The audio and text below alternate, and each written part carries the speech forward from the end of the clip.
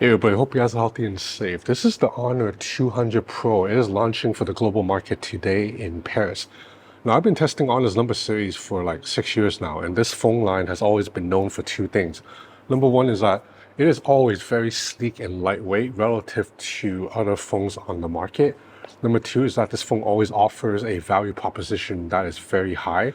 But this year with the 200 Pro, you're also getting a third standout feature. It is a new AI portrait camera system designed in collaboration with Studio Harcourt in Paris. Now, Studio Harcourt, if you follow fashion or photography, you may have heard of them. They are a almost 100-year-old photography studio in Paris that's known for taking black and white portraits with very visually striking lighting and contrast. And a lot of celebrities and rich people go have their photos taken there. Now, Honor has worked together with Studio Harcourt to help design AI software algorithm to produce black and white portrait shot with shadows and contrast that are similar to that signature iconic Studio Harcourt style. You can see here, I've snapped a bunch of photos. I really don't like posing in front of cameras, but for this phone, I had to do it. And I think some of these portrait shots do look very impressive. And it doesn't have to be black and white. You can also shoot in color.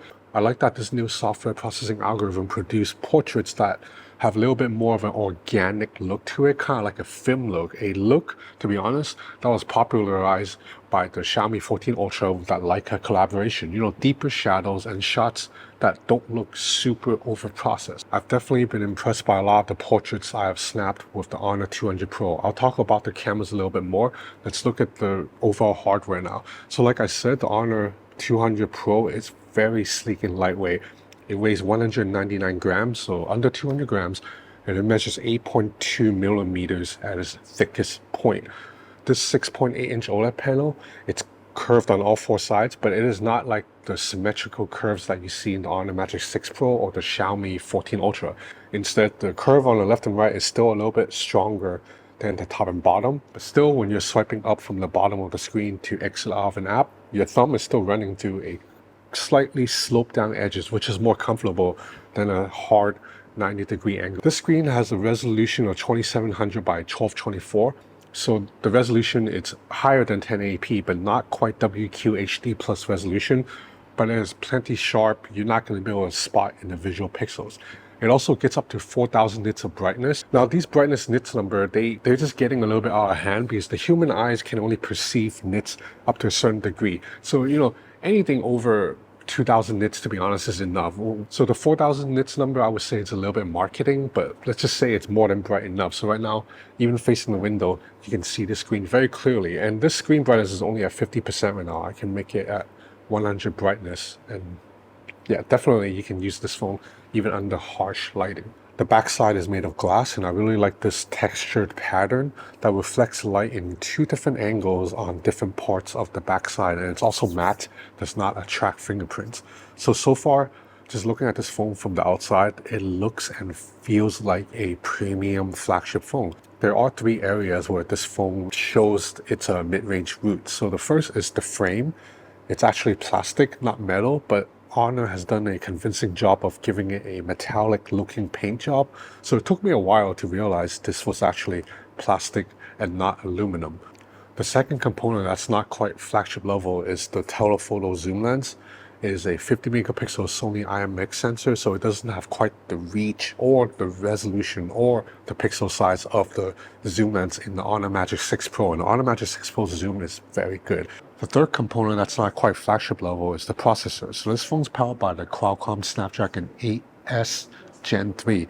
Now, don't be fooled by the naming scheme because the 8S Gen 3 is really an upper mid-tier silicon from Qualcomm. It is a level below the 8 Gen 3, but it's more than powerful enough. Obviously, the UI runs smoothly on here. You open the camera app, there's no lag, no latency. Even playing a graphically intensive game Crossout, I did not see any stutter, the phone did not heat up, and the frame rate kept at a steady pace. So this chip is more than powerful enough.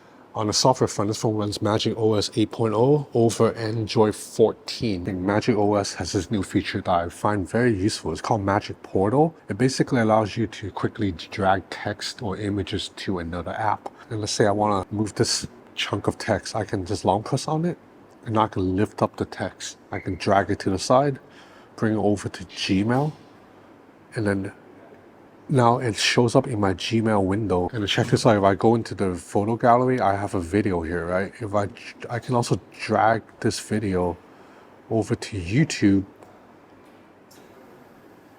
and it will initiate the upload process. So right now I'm in the page of YouTube where I can upload this video. Okay, let's look at the camera hardware. So this main camera right here, it's a 50 megapixel sensor with 1/1.3 inch sensor size. Honor's calling this a portrait main camera, meaning that Studio Harcourt portrait mode that I talked about earlier, you can also use the main camera for this. So this is, for portraits of humans, you still want to use the telephoto lens to get better background compression. But this main camera is good if you want to take a portrait that includes the background too. So this shot right here of me, I thought it turned out very nice. Now, if you don't want to take portrait photography, you can go back to the main camera mode, and this camera shutter is very fast. In fact, remember my Huawei P70 Ultra, and I talked about that super fast shutter speed where I can throw something in midair and the object will freeze in midair? You can do that here too. You just need to tap on this icon here, and then after that, this camera shutter speed is very fast. As you can see here, I'm flying a paper airplane, and the airplane is captured in midair in still motion. Yeah, I know what you're thinking. Why do Honor and Huawei phones always have similar features? I don't know, man.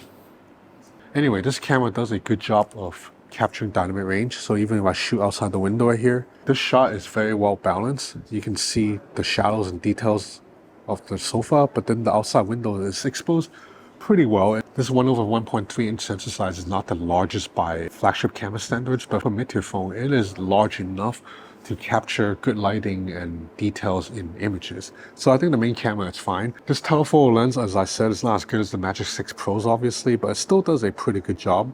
You can get all the way up to like 5x zoom and still get a lot of good details in the image. There's a 12 megapixel ultra wide camera here that does a pretty good job. You see that the sharpness on the corners are a little bit soft, but that's usual with all the ultra wide shots. At least the middle of the shot is sharp. And see dynamic range out the window is quite good too. As for the selfie camera, it's also a 50 megapixel selfie camera, and it also will automatically, watch this, when I tilt the phone sideways, it goes into a wider field of view. So it's like automatic. Just take a look at these samples. I think for the most part, this camera is very good for an upper mid-range phone. But ultimately, this camera is all about that black and white Studio Harcourt portrait lens. Battery life is really good, as is the case with all Honor phones. The larger 5200 milliamp-hour cell also helps. And with 100 watt fast charging, you don't have to worry about battery life at all. This is a phone that, let's say you're at 17%. Just plug it in, go to the bathroom, take care of business, come out 10 minutes later, and you'll be back at like 50-60% ready to go about the rest of your day. Obviously, the Honor 200 Pro's main selling feature this year is the black and white Studio Harcourt portrait photography. But this is just a very polished all-around phone. It kind of ticks every box, unless you really want a really good zoom lens, like for lossless 10x, 15x images. For that, you'll have to go flagship, but it's basically paid double the money to get those type of phones. So yeah, this is the Honor 200 Pro. I hope you enjoyed this video. If you did, please consider subscribing to my channel. It would help me a lot. I have a lot more coming. Stay tuned. Thanks for watching.